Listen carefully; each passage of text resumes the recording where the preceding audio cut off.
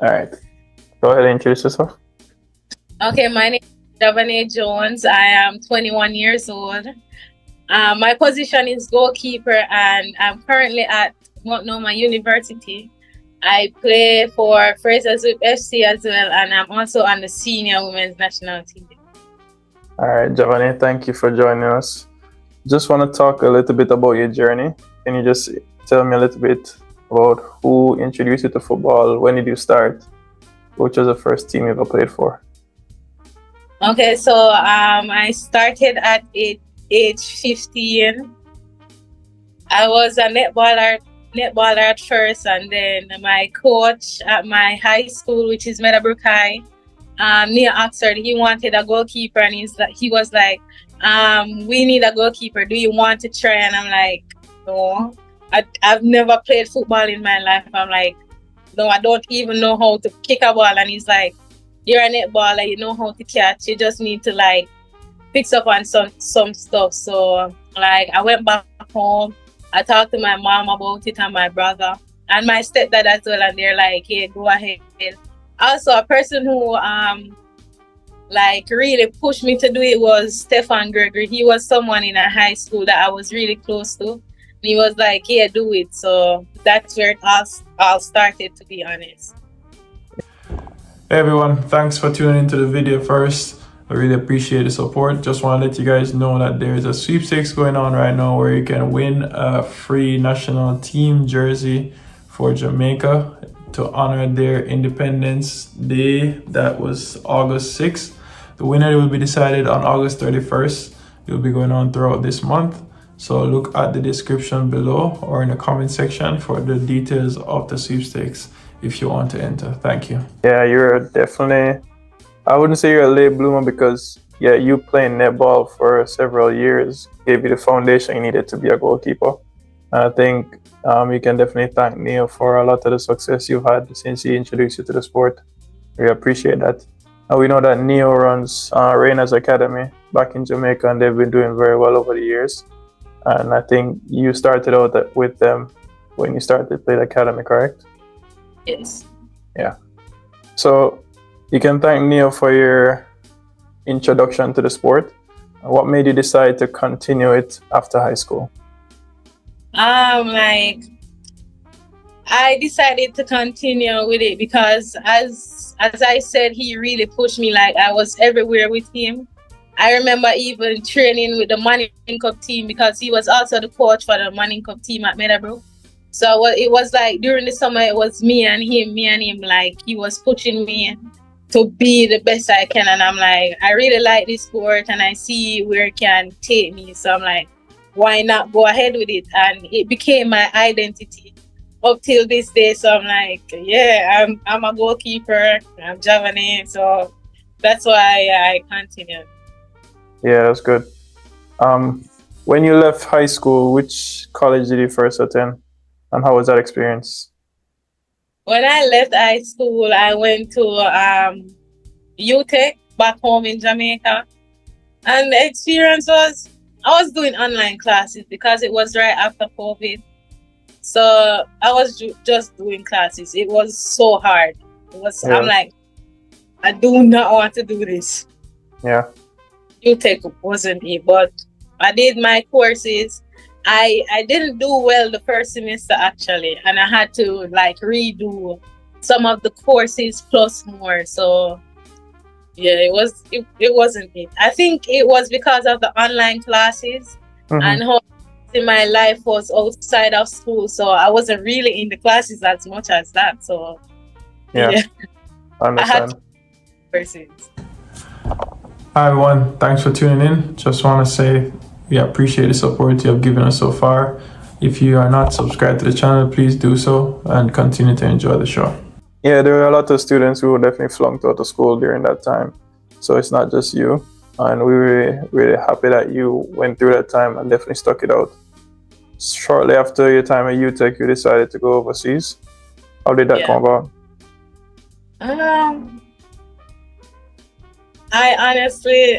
I don't remember actually, but I think I don't remember to be honest, but I know that I was looking for colleges, and I'm not sure if I reach out to someone or someone reach out to me. And then we just started the process. It was like Jason Dyer. He was at Iowa Lakes at first. Yeah. And he was helping me through everything, through getting my scholarship, getting through the visa interview and everything like that. I was a bit skeptical about going to that school because of the scholarship offer. I wasn't sure how I was going to pay for it, and I'm like, let's see. I talked to Coach Gilbert because I remember we were in Dominican Republic for U20 qualifiers, and I'm like, do you think I should take this scholarship? And he's like, just take it, go there, perform, do what you can do, and see if you can get a full ride for our next school. And that's what I did. I just did the leap of faith, basically.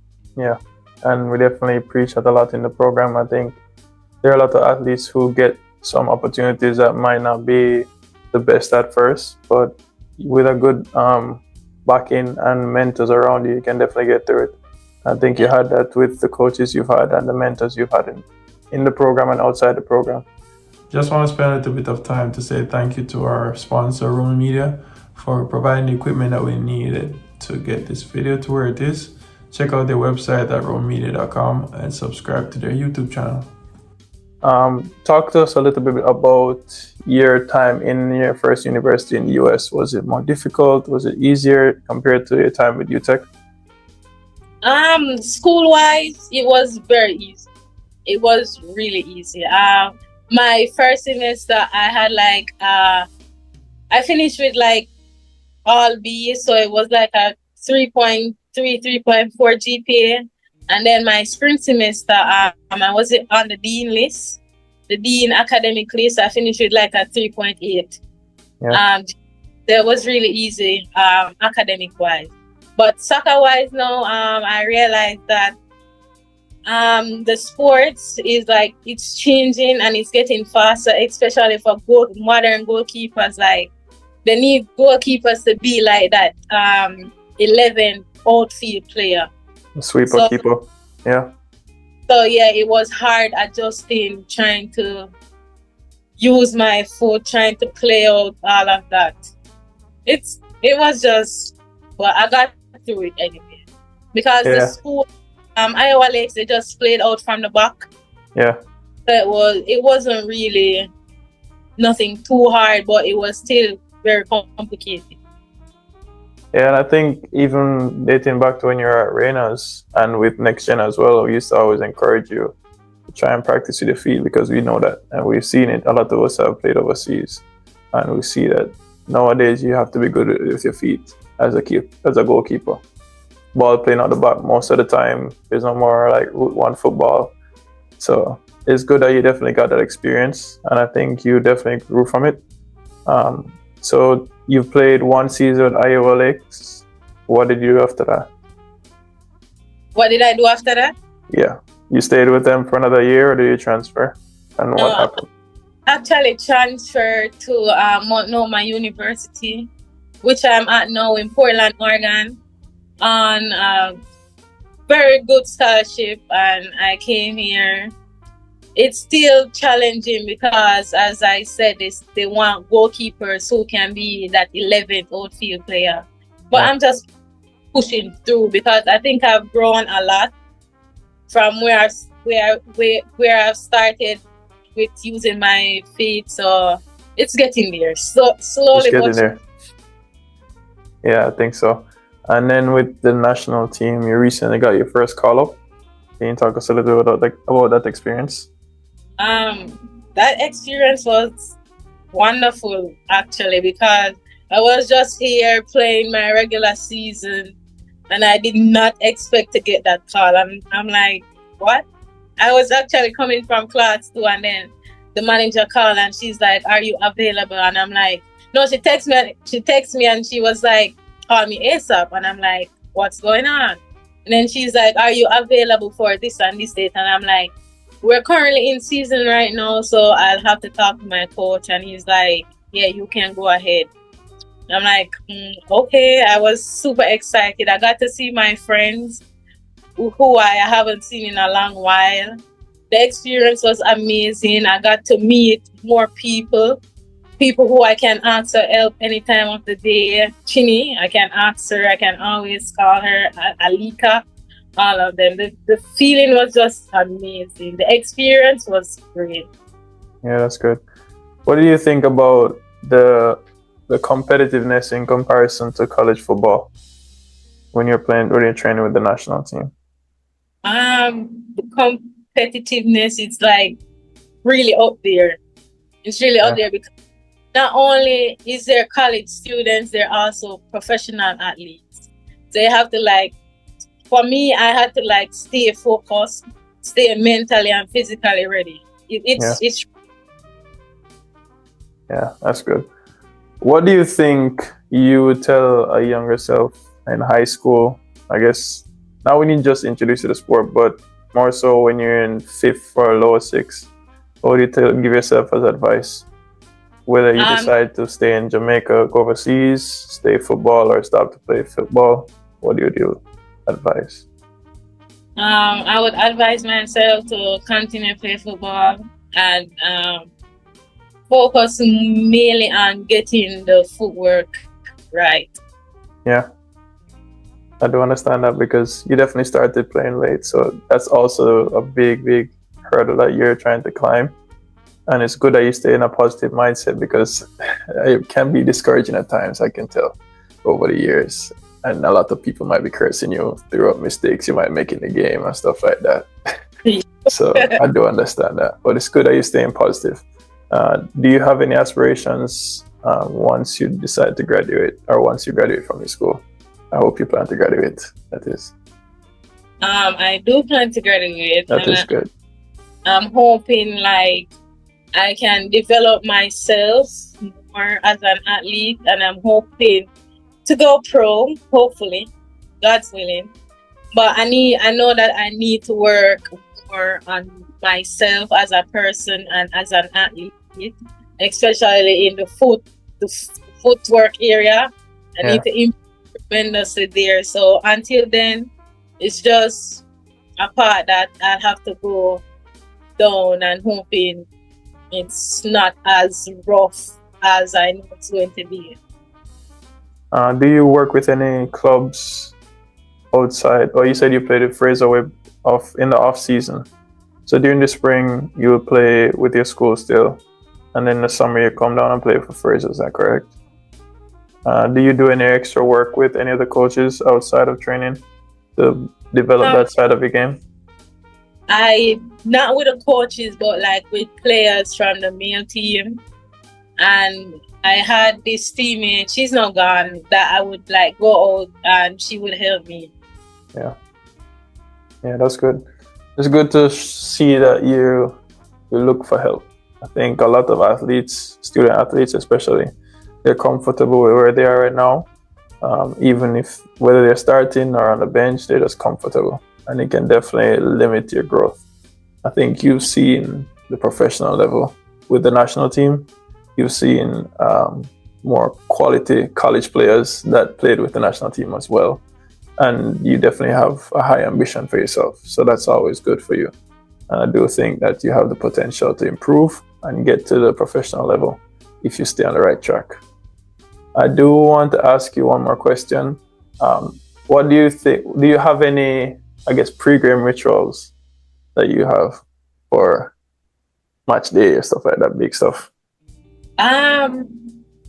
Not really, but I know I would just wake up, get dressed. I will pack my bag from the night before though, because I don't want to leave anything. So I will pack my bag from the night before. I would get up, shower, get ready, get my hair done. My hair has to look right. Normally I'm like long hair, so I would definitely have to braid it down. If it's not braided down, I don't think I can play. So probably that's my pre-game ritual, listening to some music that's going to keep and focus. But that's nothing too much. Nothing serious. Yeah. Sorry, I do have another question. When we talked before, we talked a little bit about your interviews. You said you don't have much experience with it outside of with the mentorship that we did. Do you think that's an issue that should be addressed in the Jamaican football, especially? I do, because like not everyone will get the opportunity that I got to like be media trained. So them having it in the programs, whether it's club or the national team, would help the girls a lot, especially if they go on the international stage. We don't want to be embarrassed as a nation, and we don't embarrass as a team or as a player. So more media training would be so good for the girls, the younger girls and girls like me, no? Yeah, I agree. And hopefully we can change that going forward. Send some emails and talk to some people. You said you're still in contact with Coach Gilbert, and you do have other people in the program, so that's a good talk. And I also think you can speak to your college coach and pitch it to them, the idea of having media practice. I hope you do. Well, Javanae, thank you for your time. I know you had a rough training session before the call and you want to get some rest, so I appreciate the time, and we'll talk soon. Yeah, thank you for having me. I appreciate it. No problem.